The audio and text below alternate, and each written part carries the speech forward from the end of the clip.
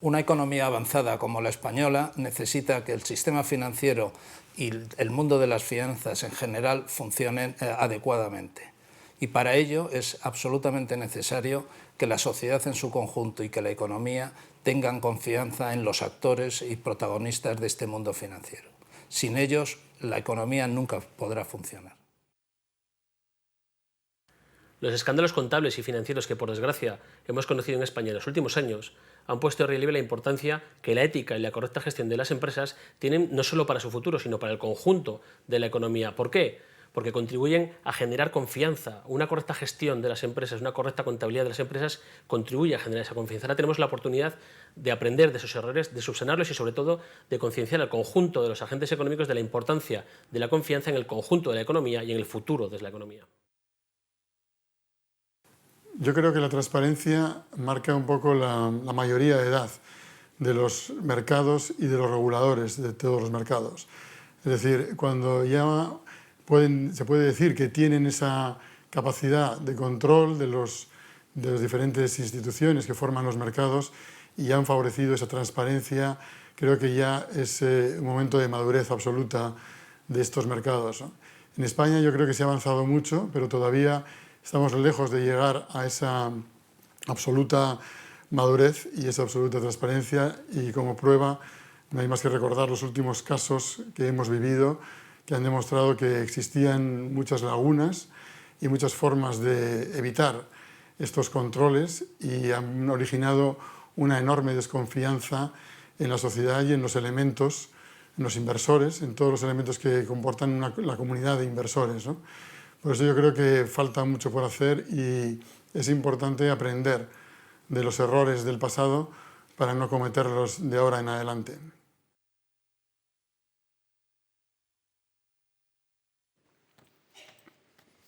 ¿Sabe por dónde hay que ponerse? Hay carteles.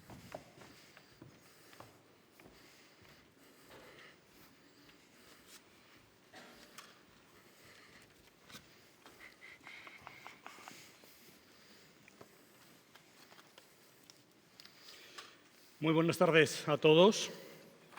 Bienvenidos a esta mesa debate. Tiene una parte de mentira, porque mesa no tenemos, pero debate les prometo que lo vamos a tener, ¿no? Un debate sobre la confianza financiera como valor estratégico para crecer. Y la verdad es que, lo hablábamos justo ahora, dada la hora en la que nos han puesto los últimos, teníamos poca confianza en que ustedes vinieran, pero ya vemos que hay un aforo suficiente y esperamos que entre todos lo pasen bien. Bueno, tanto yo como mis compañeros, que ahora les presentaré, agradecemos indudablemente a APD el habernos invitado a participar en esta mesa sobre la confianza financiera, que es un tema extraordinariamente importante. Me acompañan en esta mesa a su izquierda Salvador Arancibia, del diario Expansión, y a su derecha, más próximo a mí, Pedro Calvo, periodista del Confidencial, y a continuación Íñigo de Barrón, corresponsal financiero del País. Los currículums de ellos, por supuesto, los tienen ustedes en el programa, con lo cual pues no me resta nada más que darles las gracias por acompañarnos hoy en Bilbao en este congreso. Hablando de confianza financiera, yo me he preguntado en primer lugar qué significaba confianza financiera. Me he ido al diccionario de la Real Academia y probablemente les sorprenda a ustedes. Esperanza firme que se tiene de alguien o de algo. Y parece que esta confianza financiera está en crisis. No solamente la confianza financiera está en crisis, basta recordar los escándalos financieros de los últimos años que han afectado a la banca nacional y a la banca internacional, sino que también parece que hay una crisis de confianza en la ética empresarial. Recordemos los casos Volkswagen o, por ejemplo, ayer mismo Suzuki y Mitsubishi han reconocido falsificación en los datos de los consumos. Al presidente Mitsubishi le ha costado el puesto ayer, o ayer mismo también, por tocar el sector del automóvil, Mercedes-Benz ha sido denunciada por infracción de patentes en unos modelos de descapotables. Además, cada día aparecen en la prensa nuevas noticias que no contribuyen precisamente a la confianza. Expansión recogía hace poco las declaraciones de la presidenta de la CNMV en las que solicitaba la venta de productos más transparentes, ergo, ya saben, a sensu contrario lo que estamos vendiendo. Y también muy recientemente el Banco Central Europeo alertaba, nos lo acaba de poner de manifiesto Moody's, alertaba del shock de rentabilidad que podría tener la banca en Europa y que vamos a ver quién pagaba, ¿no? Todo ello por no hablar de la confianza en otras instituciones. La confianza está ligada a la transparencia. Sin transparencia no funciona nada y nada es todo. El índice de competitividad global del Foro Económico Mundial de Davos, del que, por cierto, Marsh McLennan, mi grupo, es coautor, ha dado una serie de datos que son muy relevantes y al mismo tiempo muy preocupantes, ¿no?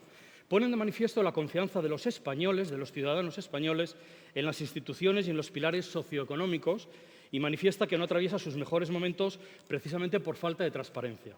Fíjense, este índice del Foro Económico Mundial de Davos sitúa en términos de confianza, transparencia a España en el ranking de 140 países en el 84 en términos de confianza en la independencia judicial, en el 108 en la confianza en los políticos, en el 78 en el favoritismo en las decisiones gubernamentales, el 76 en la falta de confianza en la transparencia pública o el 79 en la confianza ética de las empresas.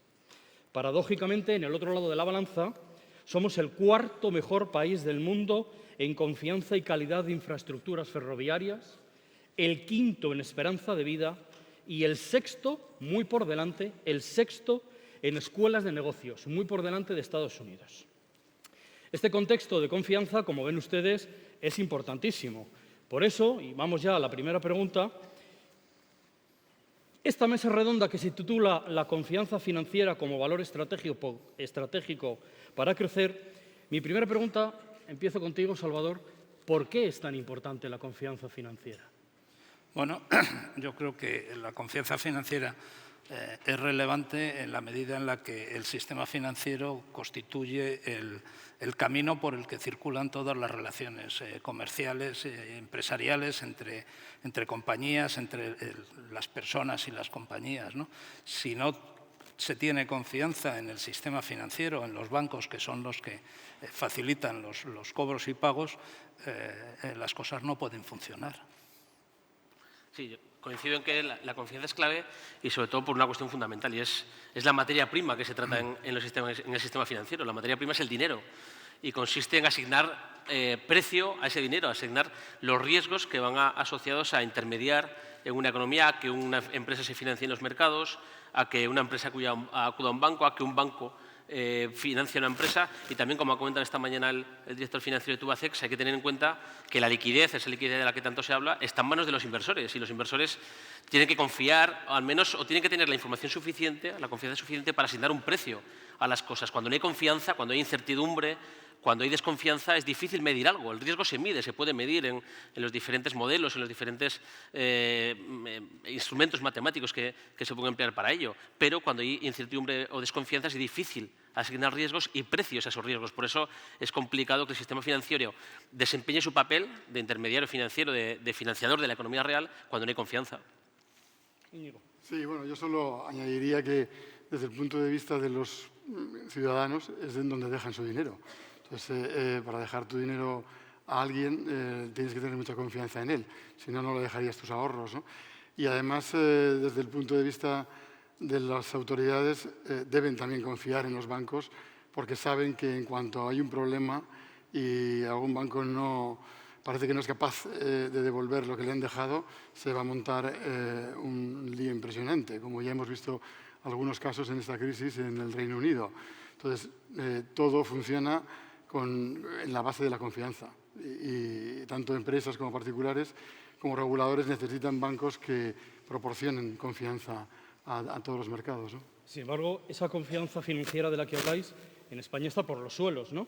Las cláusulas suelo, valgan la redundancia, las comisiones bancarias, los tipos de interés negativos, los rescates que hemos visto, las amenazas a la prima de riesgo, las preferentes, los cocos, etcétera. A la vista, el caso Ausbank, que yo creo que los tres conocéis perfectamente, habéis escrito y habéis trabajado sobre él. A la vista de estos casos, por ejemplo, ¿qué papel han jugado en términos de fomentar o facilitar o proteger la confianza organismos como el Banco de España o la CNMV? ¿Ha sido todo lo adecuado que debería haber sido su intervención? Te ríes, Íñigo. Bueno, yo creo que ya es evidente, ¿no? Hay poca gente que pueda defender. Incluso recuerdo que el propio gobernador del Banco de España, el actual, Luis Linde, cuando llegó al Congreso la primera vez, admitió errores graves en la gestión de los anteriores responsables del Banco de España, con lo cual yo creo que está clarísimo que, no sé, o bien no lo supieron ver, o bien lo vieron y miraron para otro lado, pero de cualquier forma el resultado fue muy malo, tanto del mandato del gobernador Fernández Ordóñez como del gobernador Caruana, porque hay que recordar que la crisis viene de lejos y se formó más allá del 2006, que es cuando llega el gobernador Caruana, ¿no? El gobernador Ordóñez, perdón. Que en este sentido, yo creo que la crisis y lo que ha ocurrido pone de relieve, al menos en mi opinión, dos aspectos fundamentales. El primero es la importancia de los incentivos. Es decir, ahora, en los ojos de 2016, parece mentira que no pudiéramos, nos preguntamos cómo es posible que no viéramos lo que pasaba en 2006, 2005, 2004. Pero hay que entender que entonces parece que todos los incentivos están como alineados, ¿no? La economía va bien, todos tenemos empleo, consumimos, nos vamos de vacaciones, no nos preguntamos nada o no entramos en el fondo de las cosas que nos dan una rentabilidad del 7 o el 8% cuando los tipos estaban en el 4%. Es decir, parece que todo va en un nivel en el que el incentivo va en esa dirección. Todo es procíclico. El supervisor parece que, aunque tiene una cosa que son las provisiones anticíclicas, se fía mucho del balance de los bancos. La CNMV pues tampoco, pues hay alguna advertencia sobre las preferentes después y cosas así. Pero bueno, parece que todo jugaba a favor del ciclo. Entonces yo creo que una lección que hay que aprender es que hay que tener mucho cuidado con los incentivos y sobre todo ser muy consciente de que cuando en apariencia las cosas van mejor es cuando hay que estar más vigilante. Porque en algún momento es posible que el pasado ese que nunca queremos que vuelva acabe volviendo. Y la segunda gran lección es que yo creo que esta crisis pone de manifiesto la necesidad imperiosa, y los medios yo creo que en eso tenemos mucho que aportar, o por lo menos deberíamos tener mucho que aportar, es la necesidad de fomentar la educación y la formación financiera en España. Es decir, ahora mismo en todos los debates es cierto que hay cosas que han estado mal, pero yo particularmente siempre echo de menos el algo más, es decir, ¿qué vamos a hacer de forma constructiva para que no vuelva a ocurrir? Es decir, no solo hay que depurar las responsabilidades de aquellos que en primera persona no lo hicieron bien, de aquellos que no supieron ver que tenían responsabilidades de supervisión o de regulación para que no vuelva a ocurrir, pero sobre todo también para que todos, en nuestra medida, estemos mejor equipados. Y yo creo que es muy importante mejorar la formación financiera de nuestro país para evitar en la medida de lo posible que sobre todo los particulares o la gente que a lo mejor está en apariencia más desprotegida tenga más herramientas para poder juzgar y tomar decisiones financieras. Cultura financiera.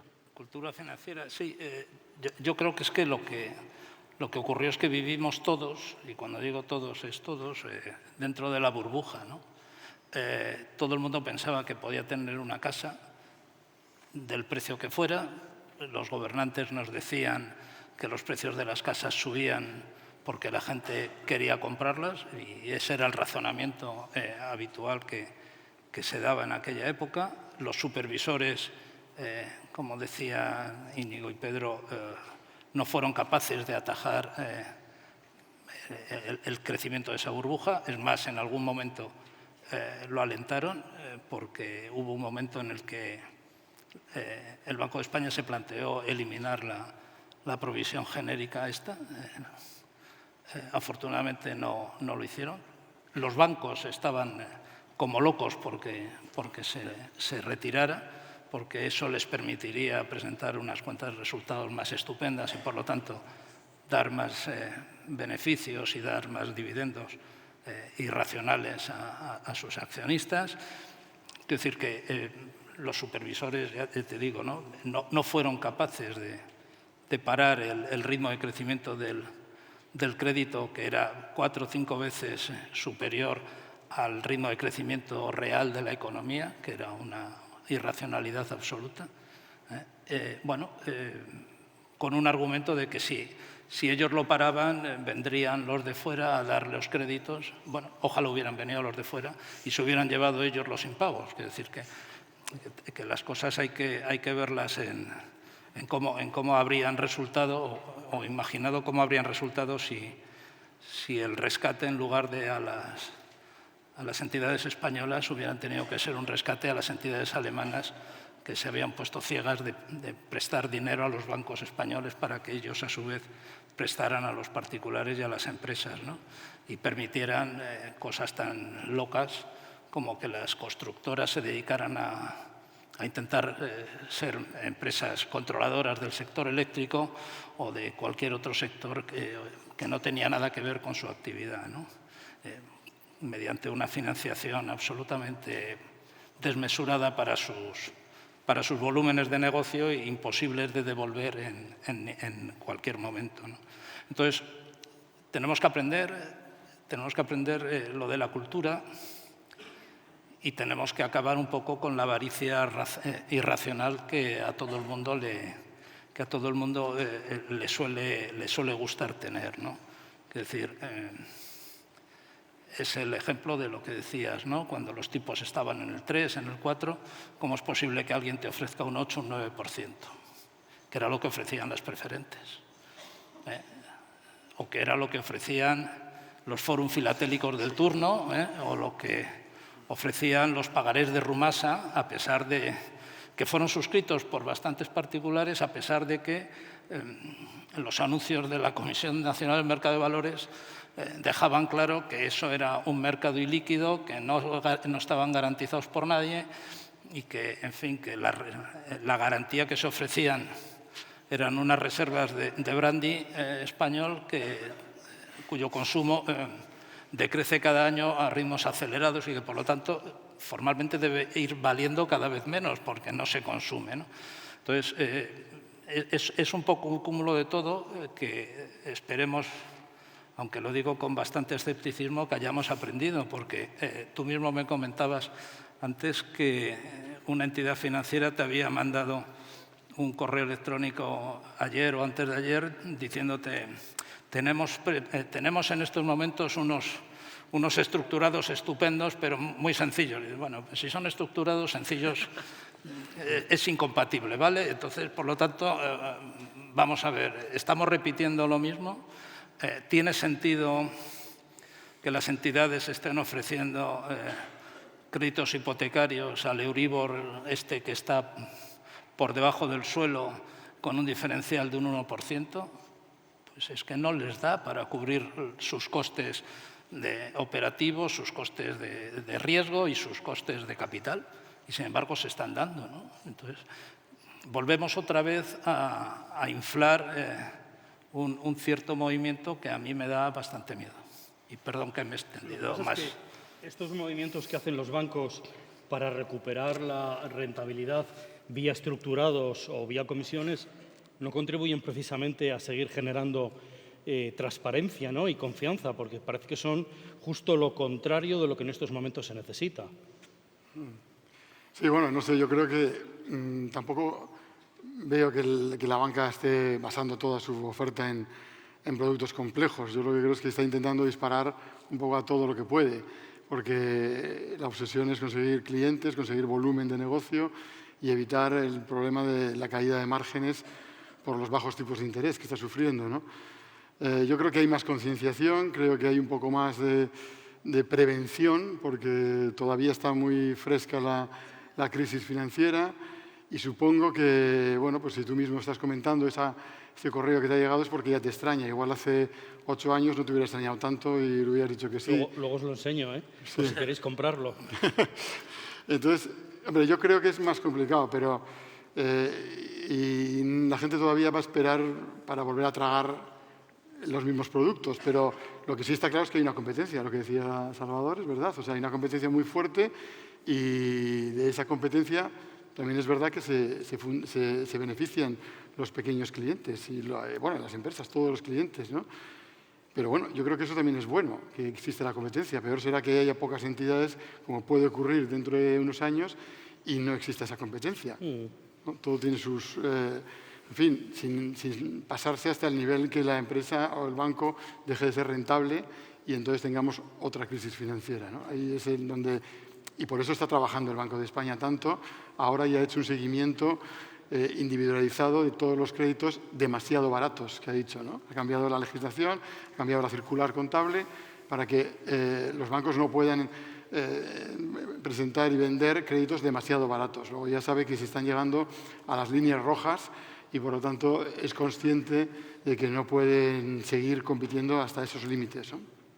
Y después también está nuestra actitud y nuestra responsabilidad como clientes incluso, porque evidentemente si vas a una oficina o la oficina se pone en contacto contigo a través de un correo, una llamada telefónica o lo que sea, ellos te ofrecen un producto porque su función en parte es vender productos. O sea, en la medida de lo posible, que los productos se entiendan, sean sencillos y se genere la confianza precisa para que el cliente lo entienda y lo pueda aceptar bien, ¿no? Pero también hay una cuestión vinculada a lo que dice Íñigo que yo creo que es fundamental y es cómo acudimos nosotros también a las entidades a por los productos. Es decir, ahora mismo, evidentemente, con los tipos oficiales al 0% y el Euribor en negativo, pues claro, cuando entras a una oficina y te dicen que por un depósito a 12 meses te dan un 0,25, dices tú, ¿y no tienes algo más? Pues un algo más es que es un 1 o un 2%, es riesgo, es mucho riesgo. Claro, lo que cuesta entender es que un 1 o un 2% actual es riesgo. O que alguien que a lo mejor va a pedir una hipoteca se queda ciego porque de repente le dan un diferencial del 1% con Euribor 0 y dices, ahí va, si pago un 1%. Claro, la cuestión es como el Euribor vuelva en algún momento de la existencia futura a su media histórica, que está el 2,5, 2,75, si tú le sumas el 2,5, 2,75 al diferencial de un punto, es 3 y pico % que ya no os vas a pagar la misma hipoteca que ahora. Es decir, que nuestra obligación en parte, y por eso yo insisto siempre mucho en esto de la formación y la necesidad de que nosotros también hagamos parte de los deberes, es que sepamos un poco cómo hacemos las preguntas y qué esperamos de los productos y que sepamos que si ahora mismo en un producto, por un estructurado o lo que sea, me dan un 3 o un 4 porque el 0,5 no me convence, pues hay riesgo. Y el riesgo es riesgo. Es decir, me puede ir bien, pero me puede ir mal. Si no acepto que me puede ir mal, pues me estoy confundiendo de producto. Entonces, y para eso es clave, y eso es muy importante, que tanto las entidades jueguen de forma transparente, ofrezcan mejor sus productos, que formen a la red comercial. Es decir, que ya no se puedan parar en aquello de que a lo mejor los agentes no saben lo que venden, que después también los supervisores, en este caso, pues quien tiene que vigilar los productos que se comercializan, que estén avisados, que estén alertas, para generar la confianza precisa para saber que yo, si libremente tomo la determinación de invertir en un producto de riesgo, sé que me arriesgo, pero no que me encuentre después con un producto que no he entendido porque alguien ha abusado de la confianza que existe y me ha vendido algo que yo no entendía. Es decir, que las entidades tienen que hacer un acto de contrición y tienen que entender que en el pasado se equivocaron, pero nosotros yo creo que también tenemos que entender que cuando vamos a la oficina hay una serie de preguntas que tenemos que hacer, una serie de cuestiones que nos tenemos que formular y si hay cosas que no entendemos, que no encajan con nuestro perfil de riesgo, pues dedicarnos a otra historia. Pero hay que entenderlo, que el riesgo tiene un precio. El problema, perdona. Sí, sí. El problema es que cuando el riesgo ese que existe desaparece y desaparece por decreto ley. Quiero decir, hemos vivido demasiados ejemplos en los últimos tiempos en los que por decisiones administrativas o políticas, entre comillas, no políticas gubernamentales, sino de política de actuación, ese riesgo que han corrido muchos ha desaparecido. Quiero decir, se han devuelto prácticamente toda la inversión en las preferentes como si todo el mundo hubiera sido engañado en las preferentes, algo que es absolutamente imposible. Se ha devuelto todo el dinero de la salida a particulares, de la salida a bolsa de Bankia, como si todo aquel que invirtió en Bankia hubiera sido engañado de forma fehaciente por los comerciales que les colocaron las acciones. Entonces, quiero decir, yo creo que se está corriendo el riesgo de que ese riesgo de inversión, bajo promesas de rentabilidades más elevadas que las razonables, desaparezca, ¿no? Y entonces, bueno, pues es como tirar un balón a la portería vacía, ¿no? Es muy difícil no colar el gol, ¿no? Va a pasar prácticamente seguro con el lío de las cláusulas suelo, ¿no? Es decir, yo no acabo de entender, uno, que cientos de miles de personas no supieran lo que eran, y dos, que miles de notarios en este país no explicaran a los cientos de miles de personas que corrían ese riesgo que podía pasar, ¿no? Y que, por lo tanto, firmaran algo que no entendían. Es que la función del notario era explicarlo eso, ¿no? Una de las cosas que tenía que explicar cuando ibas a firmar la hipoteca, ¿no? Entonces, ese tipo va en contra de la formación y de la cultura financiera necesaria que tiene que tener la sociedad para que esto funcione razonablemente y para que cuando de verdad se cometan abusos, que seguro que se cometen, se paguen, los paguen quienes tengan que pagarlos y esa vez de verdad, ¿no? Quiero decir, no con apaños en los que, bueno, pues como en la mitad de las veces se juega bien con dinero público, que parece que no es de nadie cuando es de todos, o bien con el dinero de alguien difuso, como son los accionistas, grandes o pequeños, de entidades financieras determinadas, bueno, pues parece que hay barra libre para que eso se pueda hacer, ¿no? Y a mí me parece un error absoluto. Sí, a mí me parece muy curioso lo que has dicho de los notarios, porque yo creo que en esta crisis se han ido absolutamente como alguien que no ha tenido ninguna responsabilidad. Y ahora estamos viendo el tema de las cláusulas suelo, que es un asunto en el que les coge de lleno absolutamente, porque si no lo advirtieron perfectamente, entonces ¿por qué cobraron todo lo que cobraron? Era una de sus misiones, era también explicar en qué consistía ese contrato y las condiciones que tenía, sobre todo condiciones un poco diferentes, un poco raras, que podía ser como las cláusulas suelo y las cláusulas techo. Entonces, no lo explicaron y por qué no tienen ninguna responsabilidad. Algo que siempre me pregunto. Sí, pero es que los consumidores afectados no han ido contra los notarios, ni contra el suyo, ni contra el este. Han ido contra los bancos. Los que van a pagar son los bancos y los bancos tampoco van contra los notarios. ¿Por qué? Los bancos tampoco van contra los notarios. No, y tampoco van los bancos contra los notarios, que son los que deberían haber explicado, ¿no? Sí, no deja de ser curioso, sí. Es incomprensible, ¿no? La verdad es que precisamente el año pasado el presidente de AEB ponía de manifiesto que la venta de estos productos complicados y de difícil entendimiento contribuía a la falta de transparencia y advertía que esta falta de transparencia podía llevar a los bancos a perecer por la complicación y por la falta de confianza, ¿no? Mi pregunta sería, ¿creéis que los bancos han hecho en estos 2 últimos años algo para contribuir a esa mejora de la confianza? Y si lo han hecho, ¿cómo creéis que lo perciben los ciudadanos y cómo lo percibís vosotros, ¿no? Desde la prensa económica? ¿Han sido medidas reales? ¿No las han sido? Yo creo que los bancos lo están intentando, es decir, en los discursos, antes basta que Íñigo ha hablado que las palabras no se influyen un 7% cuánto influyen, pero bueno, los bancos, al menos en los mensajes públicos, sí están trasladando la impresión de que quieren regenerar otra vez la confianza de los clientes, quieren poner al cliente en el centro de todas las cosas. Se habla tanto todos los días de la experiencia del cliente, es decir, dentro de su transformación digital el cliente está en el centro, hay que tratarlo bien.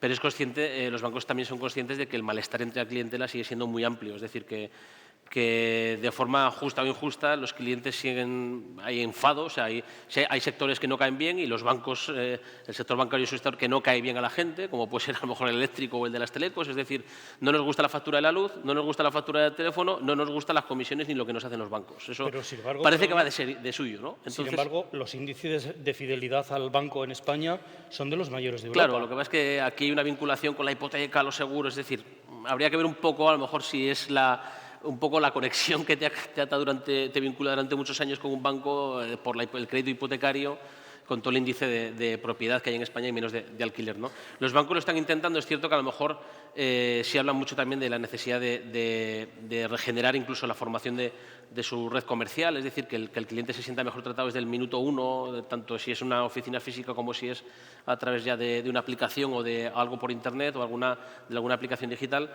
pero la cuestión es que los bancos al final dependen un poco de los esfuerzos que hagan, pero sobre todo también de que nosotros percibamos realmente de que la situación está cambiando. Desde luego, el mensaje público es que sí lo quieren hacer, el mensaje público es que quieren recuperar la confianza de la gente, entre otras cosas porque no les queda otra alternativa. Es decir, son los clientes que necesitan, tanto si van a una oficina como si van a las nuevas aplicaciones o a los nuevos instrumentos, y los bancos lo están intentando, pero la crisis sigue fresca. Es decir, que siempre es cierto que de las crisis siempre vamos a seguir todos mejores personas, más responsables, menos ávaros, mejores, hasta que se nos olvida, ¿no? Galbraith ya decía que la memoria financiera es muy efímera. Entonces, de momento ahora, pues parece que todos vamos a ser mejores, los bancos también, más buenos, pero ya veremos en unos años. Y para la banca, en mi opinión, hace falta un poquito más de tiempo para que los clientes nos volvamos a fiar de ella por muchos esfuerzos que hagan. Yo creo que los clientes no van a percibir que los bancos han cambiado hasta que no vean que realmente les ofrecen productos que les vienen bien a ellos, no que les viene bien al banco. Durante mucho tiempo han ido haciendo los bancos establecían campañas masivas y había que colocarlos, viniera bien, mal o regular al cliente. Lo importante era cumplir el objetivo que habían establecido los responsables de arriba. Esto ha generado, pues eso, personas que tenían aversión al riesgo, que les han colocado productos de riesgo, o personas mayores que les colocaban unos productos que eran imposible que los entendieran, y todo tipo de historias que hemos visto ahora, ¿no? Cuando eso no se percibe, y eso lo ha destacado el propio presidente de la AEB, lo dijo en una ocasión, que si no están alineados con los intereses del cliente, el cliente no va a percibir que hay ningún cambio, ¿no? Y en eso también es muy importante, otra cosa que también decía Pedro, que es la formación de los empleados. Si los empleados realmente no saben los productos que están vendiendo porque no han tenido esa formación, el cliente tampoco puede hacer muchas preguntas porque la persona que tiene delante no le puede responder. Entonces, yo creo que en eso sí están mejorando y están preocupados en formar más a las plantillas, a la vez que las reducen, pero yo creo que también las forman un poco más a las que quedan, porque han visto que esas campañas de vender de todo en las oficinas no se corresponde a la formación que tenían los empleados de banca, ¿no? Y yo creo que eso, hasta que eso no se perciba poco a poco, pues no va a haber un cambio de opinión, ¿no? Sí, yo creo que el problema no es que los clientes sean muy fieles a las entidades, que según las encuestas lo son. Quiero decir, el problema es que los clientes no tienen alternativa. Quiero decir, es que no podemos dejar de tener un banco. Me da lo mismo que sea este o el de enfrente, pero tenemos que tener un banco, porque hoy es prácticamente imposible vivir sin ello, ¿no? Y por lo tanto, aunque estemos a disgusto, lo más que puede pasar es que nos cambiemos de entidad. Pero cambiarse de entidad es un engorro, porque hace unos años las entidades te decían que ellos te hacían el cambio, ¿no? De eso se han olvidado, no sé si siguen haciéndolo, pero al menos públicamente se han olvidado de hacerlo y posiblemente si lo hacen te cobren, porque están tan acuciados por la necesidad de generar ingresos distintos a los de los créditos y tal, que tienen que hacerlo por todas partes, ¿no? Entonces, en ese sentido es en el que yo... Es verdad que hay una disociación entre que la imagen pública de la banca como sector es mala, es evidente, y el resultado de estas encuestas cualitativas hechas por las propias entidades o por sociedades independientes, en las que es verdad que se refleja que el cliente de una entidad determinada es sustancialmente fiel a ella. La demostración más evidente ha sido que en las crisis de las antiguas cajas claro que ha habido salidas de clientes, pero no en la proporción en la que era razonable pensar que se iba a producir a la luz del lío que se había montado en algunas de ellas, ¿no? Sí, pero yo creo que eso va a cambiar con la tecnología. Claro, entonces es verdad que ahora yo creo que los nuevos clientes entrantes son menos fieles porque, primero, tienen menos cosas que negociar, de estas que te hacen luego estar ahí pendiente de, dejar que las cosas corran normalmente, y porque pueden elegir a través de las nuevas tecnologías comparar si el 0,25 que le dan por un depósito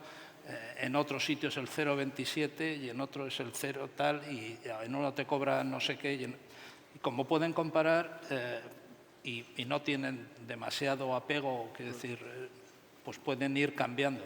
Entonces, en ese sentido, yo creo que en el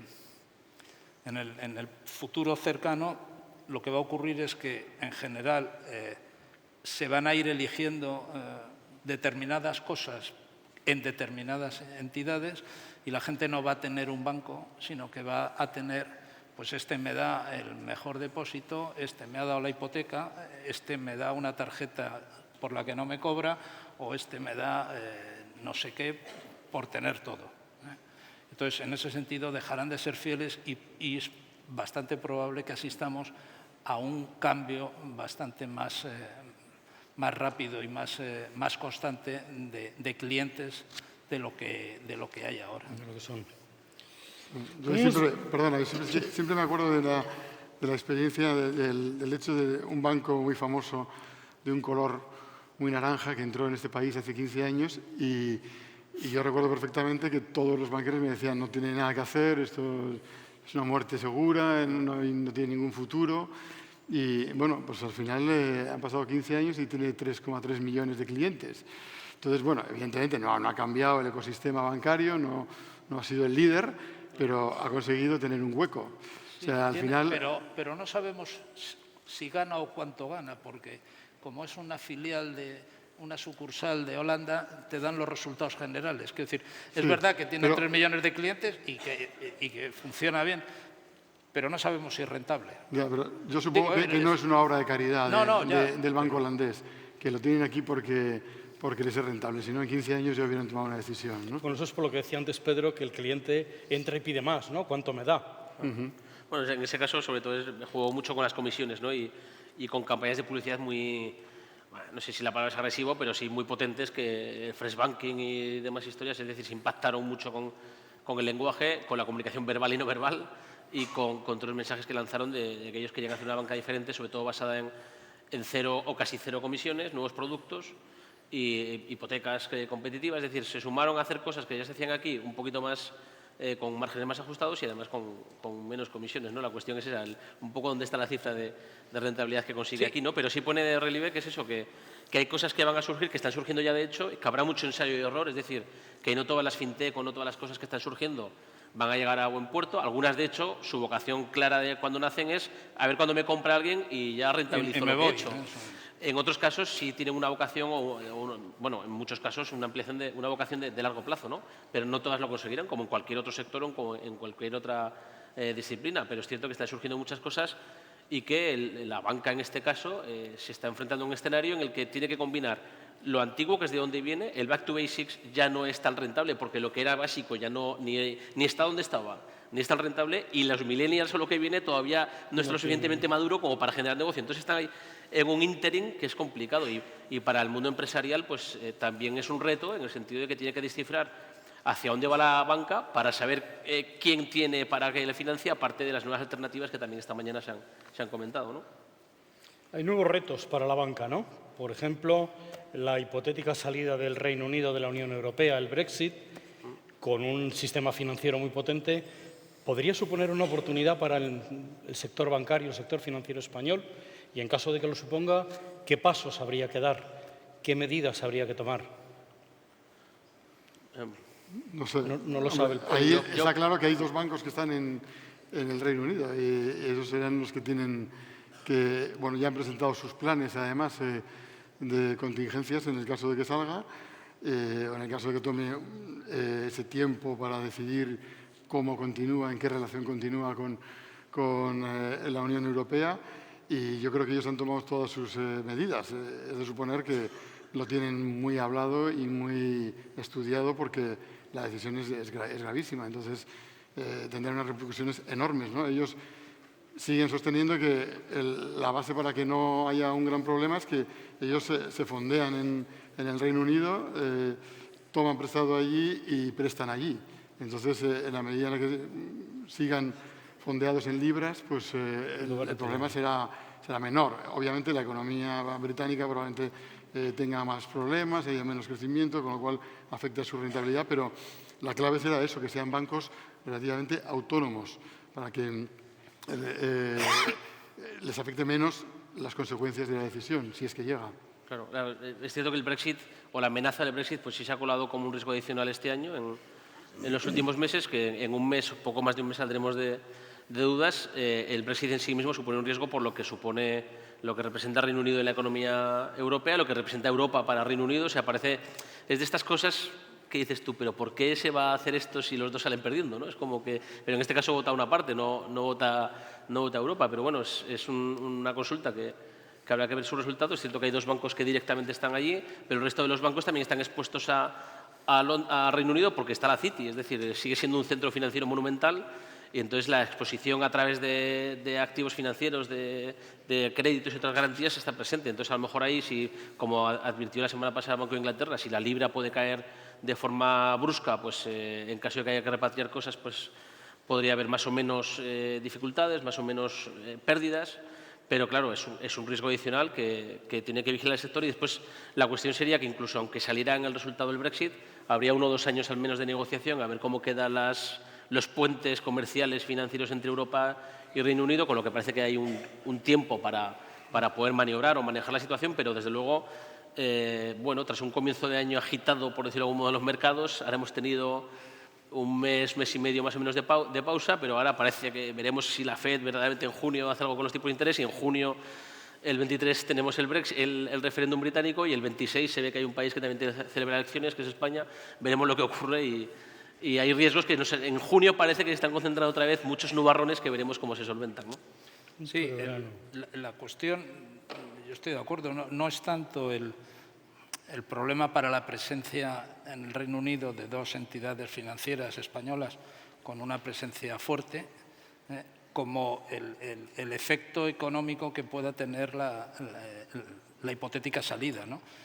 Si el Reino Unido entrara en recesión, como se dice, y por lo tanto la libra se fuera abajo, eso repercutiría seguro en el ya endeble crecimiento de la Unión Europea y, por lo tanto, volveríamos a tener temores de que también la Unión Europea pudiera entrar en recesión, que el crecimiento fuera menor, por lo tanto, que el paro aumentara en España, que la morosidad tendiera otra vez. Quiero decir, serían más, digamos, las consecuencias de segunda vuelta más que la consecuencia directa que seguro que les afectaría a los 2 bancos españoles que están presentes allí, pero bueno, que les afectaría, yo creo, sobre todo, si el Reino Unido pasa de crecer al 1,5% que está creciendo ahora a caer al 4%, que es lo que dicen los más agoreros del lugar, ¿no? Entonces, es que ahí, pues el Santander UK y el Sabadell, pues es que tendrían problemas de rentabilidad, pero porque sus clientes dejarían de pedir préstamos y dejarían de pagar bastantes de ellos, ¿no? Y veríamos de nuevo más decisiones monetarias, si ya no ha habido pocas, más decisiones monetarias. El Banco de Inglaterra acudiría a algún tipo de rescate con la libra, intercambios de divisas entre la FED, el Banco de Inglaterra, el BCE. Si el guerra BCE, de divisas, si verdaderamente en la eurozona el BCE baja los tipos al menos 0,50 los de depósito, los bancos todavía. Es decir, es un poco eso, el juego de incertidumbres o el efecto dominó que se puede generar por una consulta, el resultado de esta consulta, ¿no? Entonces veremos lo que hay, porque parece que 2016 es un año travieso, ¿no? Es un año complicado en los mercados. No, es verdad que la falta de confianza afecta a todo, ¿eh? No sé, no habíamos hablado de esto, pero no sé si queréis, podemos hablar de las consecuencias del TTIP. Yo estoy en las Torres Kío y esta semana me han subido 6 personas por una de las fachadas y parece que la mitad de los españoles y la mitad de los europeos no tenemos confianza ya ni en las relaciones comerciales, ¿no? No sé si queréis aportar o opinar, es un tema complicado, ¿eh? Me parece un tema muy complejo, realmente complejo, y no sabemos en el nada. que oigo opiniones tan contrapuestas que me parece muy difícil y realmente no tengo una opinión formada sobre realmente si va a ser Es que bueno es difícil o no. porque es eso, es que no hay. Esta mañana, por ejemplo, el director financiero de Tubacex decía que en el caso del MAB, del mercado alternativo bursátil, pues hubo cosas que se hicieron mal y faltó transparencia y se cometieron errores. No es que aquí se estén cometiendo errores o no, que no soy nadie para juzgarlo y no lo conozco con tanta profundidad, pero sí da la sensación de nuevo que parece que todo se negocia entre bambalinas, que hay poca transparencia, que no hay una actitud pedagógica por parte de las partes más interesadas en que salga adelante, y parece que la sensación es que se están negociando cosas muy serias de las que depende en gran medida el futuro de muchos países y que toman un grupo muy reducido de personas que no quieren que se sepa muy bien el detalle de las cosas. Entonces, en ese sentido, la transparencia y la comunicación desempeñan un papel fundamental para que las los acuerdos o las cosas que se emprendan generen confianza y generen el apoyo social. Siempre habrá contestación. En todas las cosas es imposible que haya un 100% de apoyo, ¿no? Parece, en cosas que siempre tienen alguna arista. Pero en este caso la impresión es que falta un poquito de pedagogía y de transparencia y ejercicio de comunicación para que sepamos con más claridad qué opinión formarnos del acuerdo y que se traslade la confianza precisa para valorar que es una cosa positiva que conviene a todas las partes. Sí, que 6 personas hayan subido a la Torre Kío se ha debido a que esa organización ha conseguido, de la manera que sea, quiero decir, y me parece bien, las actas de las reuniones que hasta entonces eran secretas y las han sacado a la luz, ¿no? Y entonces se ha visto que, bueno, que hay problemas graves, o que unos piensan que son problemas graves, a la hora de establecer lo que va a ser el marco de las relaciones comerciales entre los dos lados del Atlántico Norte, ¿no? Es decir, con toda la supresión de aranceles y con toda lo que ello conlleva y con todo el problema de las distintas relaciones laborales existentes en uno y en el otro lado del océano, ¿no? Entonces,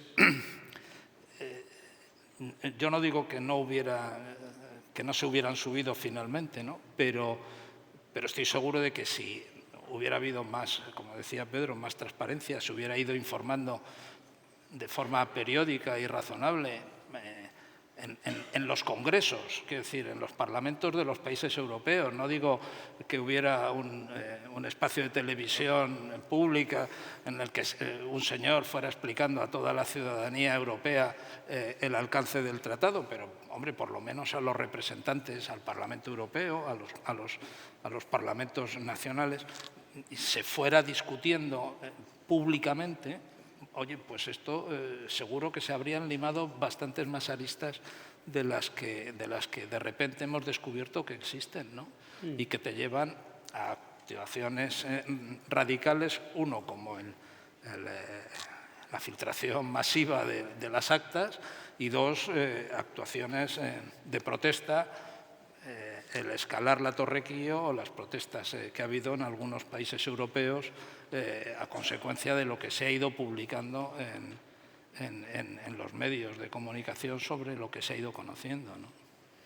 Yo hablaba al principio de una crisis de transparencia y de confianza en el sector financiero, pero apuntaba también a una crisis de confianza y de transparencia en la ética empresarial, ¿no? Hay una reciente encuesta muy llamativa que revela que el 50% de los directivos españoles, financieros y no financieros, consideran que la corrupción y el soborno son habituales al hacer negocios en España. El 36% de los directores financieros encuestados declara que para conseguir un negocio o un resultado estaría dispuesto a maquillar la información financiera. En un 12%, realizaría una conducta poco ética en un 36% de los casos, o aceptarían pagos en metálico en el 13% de los supuestos. ¿Qué os parecen estos datos? No sé, como diría Íñigo si estuviera aquí, digo Íñigo el anterior, no Íñigo, ¿cuántos de los que estáis aquí habéis participado en esa encuesta? ¿Cuántos no? Quiero decir, no sé el grado de fiabilidad de la encuesta, démoslo por bueno, ¿no?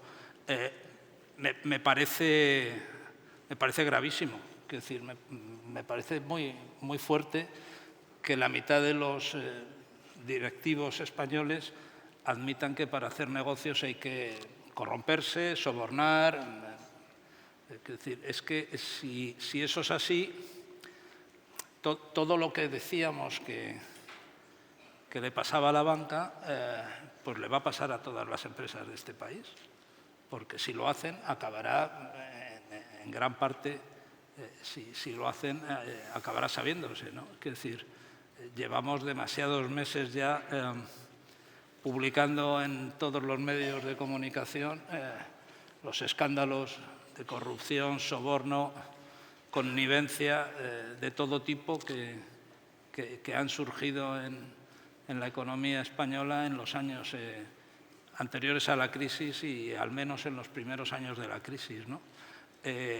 Si la moral o la ética, o como queramos llamarlo, de los directivos españoles no se ha modificado después de todo, pues es que vamos a seguir, desgraciadamente, publicando en los próximos años escándalos nuevos como consecuencia de estas actuaciones. La encuesta es de este año y es de una de las Big Four. No dudo, que decir, no sé la ficha técnica, pero que seguro que está bien hecha, ¿no? Quiero decir que el problema es que si eso es así, insisto, los periódicos o los medios de comunicación vamos a tener que seguir llenando páginas de noticias escandalosas y absolutamente negativas para todos, no solo para los que O sea, yo creo que hay un tema cultural y de educación, ¿no? O sea, si es así, son unas cifras muy altas, a mí también me llaman la atención porque hay tanta gente que parece que está dispuesta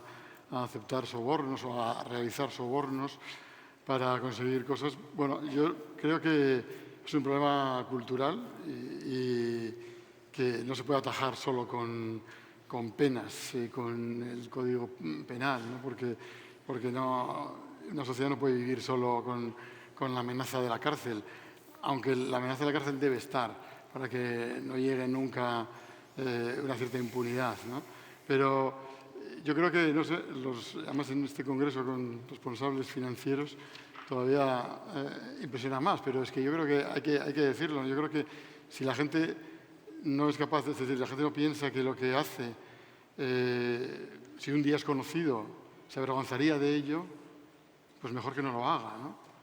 O si cree que ha hecho una cosa mal, pero se va a excusar en que obedeció a un cargo superior, yo creo que ya se ha quedado demostrado que eso tampoco va a valer como excusa. Entonces, la obediencia no es tampoco una razón para esconderse debajo de estas actitudes tan negativas, ¿no? O el hecho de que también mucha gente lo dice, lo hacían todos. Lo hacían todos, entonces yo lo hice. Bueno, yo creo que eso también, la crisis financiera, ha servido para que no sirva tampoco eso de excusa, ¿no? Bueno, el que lo hace mal y al final se demuestra y se ve que lo ha hecho mal, pues se sabe que va a pagar, aunque tenga esos supuestos atenuantes que crea que son, porque no son atenuantes, ¿no? Pero desde luego me parece que es un tema cultural muy grave, si es así. Sí, estoy de acuerdo y sobre todo que también creo que crisis es oportunidad, es decir, que aunque sea una frase muy manida, es cierto que también nos brinda la oportunidad, incluso datos tan tremendos como los que has comentado, nos tienen que hacer reflexionar y ofrecernos la oportunidad de decir, oye, hasta ahora se ha funcionado de un modo, o es posible que haya gente que estuviera dispuesta a funcionar de un modo, pero hay que cambiar. O sea, si verdaderamente queremos ser un país maduro, un país mayor de edad, un país que quiere tener futuro de verdad, ya no por nosotros, sino por la gente que va a ir detrás, tenemos que cambiar muchas cosas. Y una de esas cosas es esta, ¿no? Parece que la manga ancha que hay con la corrupción, o que todos lo hacen, entonces yo también lo hago, o mi jefe me lo ha dicho. Entonces yo creo que hay cosas que conviene cambiar, porque se habla mucho últimamente de la marca España, la marca país, y no solo depende del BOE o quién maneja el BOE, también depende mucho del sector privado. O sea, la estructura se ha hablado de la importancia de la dirección financiera y que tienen los directores financieros. Un balance que refleja la imagen fiel de una compañía responde y contribuye a generar el marca país. O sea, que un país es fiable, que un país es solvente, que un país es creíble, porque la suma de sus partes, entre ellas las empresas, porque el balance responde a la imagen fiel, es creíble. Es decir, la seguridad jurídica no solo depende de si el ministro de Industria de turno cambia algo de las renovables o no. Depende también de que el conjunto del sistema productivo de un país responda a unas bases. Siempre habrá fugas. Es decir, en cualquier país, sea más o menos serio, habrá un caso Gowes, como habrá un caso Madoff o habrá un Ausbank de turno. Es decir, las excepciones son excepciones, pero de lo que se trata es de que sean excepciones. Y después también, aunque estoy de acuerdo en que no solo puede funcionarse a golpe de sentencia o de penas de cárcel, también convendría un poco que la justicia en este sentido se lo tomara en serio, ¿no? Por ejemplo, pues veremos lo que pasa con otros casos, ¿no? Pero el caso Gowes no es casi nada, o sea, quiero decir, no es comparado con otros, no es tan grave, no es el caso Madoff, no es otros casos, pero se destapó en julio de 2014. Y aún estamos esperando muchas cosas de ese caso. Es decir, van a pasar 2 años. Madoff se descubrió a final de 2008 y en 2009 se supo su sentencia. Entonces, para generar confianza en los inversores y que se pueda invertir en un país, aunque siempre habrá casos excepcionales, hay que saber que la justicia de ese país y los reguladores y supervisores de ese país funcionan. Entonces, Si la justicia es que el caso Gogües, como es menos importante que otros, ya lo juzgaremos en 2018, pues bueno, pues vale. Bueno, pero... Bankia quebró hace 4 años. Y estamos... Y todavía claro, ninguna de sus partes del juicio todavía no se ha cerrado empezado, ninguna. ¿no? en efecto. Entonces, creo que en ese sentido, pues la seguridad jurídica, la marca país, se contribuye de muchas formas. Y también creo que es importante, que del mismo modo que hay un 50 o un X% que a lo mejor está dispuesto a corromperse, hay otro 50% y en otros casos un porcentaje mayor que está dispuesto a no corromperse. Entonces, hay que poner en valor la gente que quiere hacer las cosas bien, los empresarios que quieren hacer las cosas bien, los directores financieros que quieren hacer las cosas bien. Es decir, hay gente que sí quiere sacar este país adelante. Entonces hay que apostar por esto, pero desde luego, si queremos recurrir a las trampas, a echar de menos las devaluaciones competitivas, a los atajos que hacíamos en el pasado, pues vale, pero hacerse trampas al solitario pues no suele ser lo más conveniente para un futuro de verdad. Vosotros, cuando habláis con vuestros colegas de los medios financieros, y Íñigo, además tú eres presidente de la asociación, ¿qué percepción tienen ellos de la marca país como generadora de confianza? Los inversores apuestan por nosotros, van a venir a corto, somos generadores ya de esas medidas de confianza, o tendríamos que tomar 1, 2, 3, 40 medidas concretas para contribuir. Bueno, a ver, los inversores vienen cuando ven perspectivas de negocio y cuando hay una cierta seguridad jurídica, ¿no? Básicamente.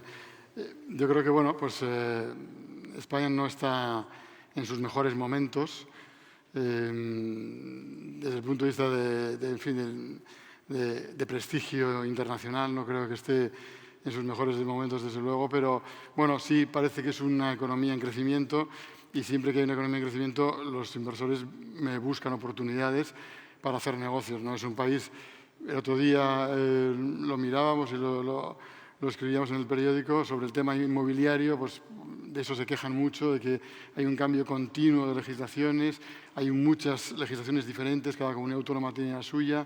Ha habido unas reacciones de algunos ayuntamientos que han cambiado planes urbanísticos y han cambiado las reglas, y ahí sí se quejaban de una falta de seguridad jurídica clara, hasta el punto de que estaban centrando sus inversiones en, bueno, pues, o en edificios que tenían muy claro su uso y los podían comprar, rehacer y volver a poner en venta o en alquiler o lo que fuera, ¿no?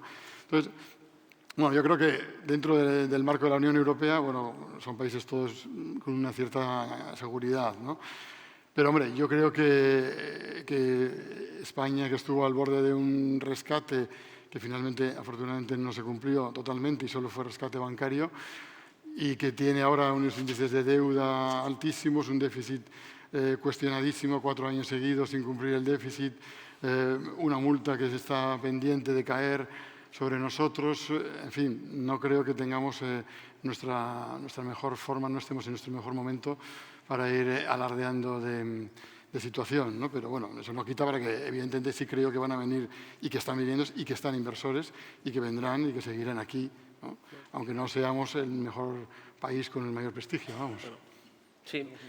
Sí, la sensación es que desde luego no es ya el verano de 2012. Esta mañana lo ha comentado la Secretaría del Tesoro, que no tenemos la prima de riesgo por encima de 600, no tenemos el bono por encima de 7, pero también hay que ir un poco más allá, y la prima de riesgo sigue siendo de 140.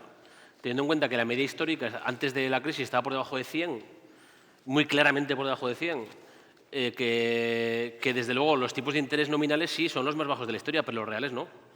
Y que desde luego también una cosa que tampoco ha comentado esta mañana, que nos hemos ahorrado 21.000 millones de euros en intereses gracias a los últimos años en los que particularmente Draghi ha contribuido bastante, pero es que también antes de la crisis pagábamos 15.000 millones de euros al año en intereses, ahora pagamos más de 30.000 millones de euros. Es decir, de un 1 a 1 y pico % del PIB dedicado a intereses, ahora destinamos casi el 3%. Es decir, hay cosas que conviene mejorar, ¿no? Porque contentarnos con el 1,40, 1,50 de bono a 10 años, desde luego, comparado con un 7, parece que es magnífico, pero veamos dónde está Irlanda, ya no dónde está Alemania, Irlanda, Bélgica, Austria, Finlandia, Francia.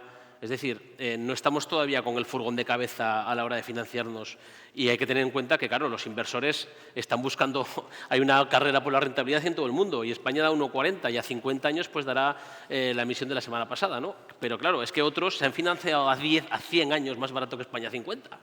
Es decir, que hay que tener en cuenta que estamos mejorando y que bendita sea la mejoría, ojalá haya más recuperación y se genere más empleo, las empresas tengan una perspectiva más futura, haya más ocupados, pero que también hay que ser conscientes de que nos queda camino por recorrer y que hay que contribuir todavía a generar más confianza, y para eso el déficit y el cumplimiento no es tanto de cima arriba, de cima abajo, como la credibilidad. Es decir, que verdaderamente quien te presta sepa que si tú dices una cosa la cumples. Salvador. Sí.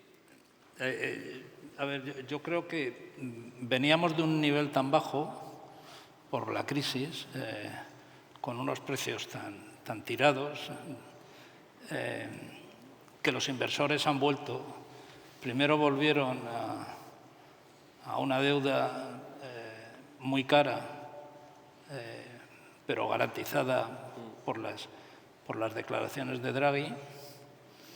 Luego volvieron para comprar activos a precio de derribo, y ha habido muchas operaciones de ese tipo. Y yo creo que en estos momentos hay algunos sectores en los que la inversión extranjera se está recuperando porque los precios siguen siendo buenos.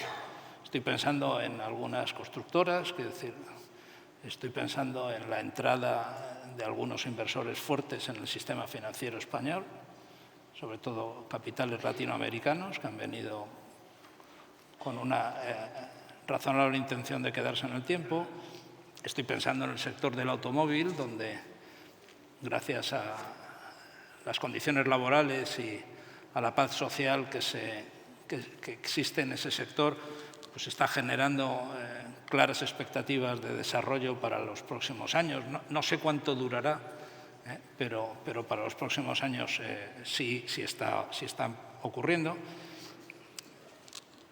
Están volviendo al sector de las renovables después del ajuste brutal de precios que se produjo como consecuencia de la nueva legislación.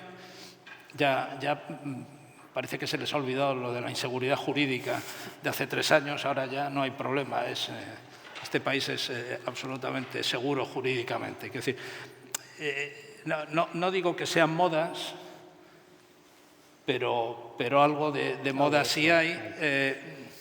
Y luego hay mucha presión para que los precios sigan bajando y, por lo tanto, manifiestas que esto es un desastre y que no se puede entrar porque no sé qué, sabiendo que quien tiene que vender no tiene más remedio que vender y que, por lo tanto, pues te va a ofrecer un precio más bajo, ¿no? Pero bueno, en general yo creo que después del susto del 2012, con las fuertes salidas de capitales que se produjeron entonces, derivadas sobre todo de la retirada de los inversores extranjeros, no tanto salida de capitales españoles, que también, pero sobre todo fue la retirada de los inversores extranjeros, pues ahora llevamos un par de años que, gracias a que se está creciendo al 2,5, al 3,2, en fin, bueno, y que a los precios eran razonables, pues ha vuelto, ¿no? Falta por conseguir que haya, digamos, una inversión no especulativa, quiero decir, con voluntad de permanencia, porque crean que de verdad las compañías tienen futuro más allá de que estén baratas. Entonces, eso es lo que tendrá que ir haciéndose en el futuro, ¿no? Pues yo os agradezco a los tres vuestra participación. Si os parece, entramos en un resumen de 1 minuto de las conclusiones que habéis puesto de manifiesto y que a mí me parecen algunas de ellas muy fáciles de enumerar y a lo mejor son más complicadas, ¿no? Por ejemplo, hemos quedado o acordamos que la transparencia es fundamental. Habéis puesto de manifiesto algo que a mí me llama mucho la atención en la medida de los bancos, ¿no? Por ejemplo, hay que hacer comunicación y transparencia, pero no hay que confundir la comunicación y la transparencia con la publicidad y con la propaganda, ¿no? Por otro lado, la necesidad de potenciar la cultura financiera es una realidad que yo creo que todos debemos estar de acuerdo. Tenemos una nueva ley de educación y probablemente se haya perdido una oportunidad muy buena para ello. Y además habéis hablado también de la dificultad que supone con una situación de desempleo pues, superior o próxima al 21%, el dato lo digo yo ahora, no lo habéis dicho vosotros, lo difícil que es recuperar la confianza en una economía que, aunque aparentemente crece, pues todavía tiene cifras de desempleo muy altas y récord en la Unión Europea, ¿no? Y luego la preocupación que habéis manifestado todos por los datos relativos a la posible corrupción o al posible deterioro de la ética empresarial. Y por último, la crítica que yo creo que entre los tres también más o menos suave habéis realizado a los organismos de control respecto a que deberían de haber jugado un papel o una posición mucho más activa y mucho más adelantada respecto a los movimientos, ¿no? Casos como Ausbank, donde los tres habéis escrito con ellos y habéis sido sujetos activos y pasivos del mismo, yo creo que ponen de manifiesto que no se actuó con la celeridad o con la rapidez que se debiera, ¿no? Si os parece bien, aquí cerramos esta mesa, agradeciéndoos tanto en mi nombre como en el de APD vuestra participación y deseando que entre todos recuperemos esa confianza, ¿no? Muchísimas gracias. Gracias.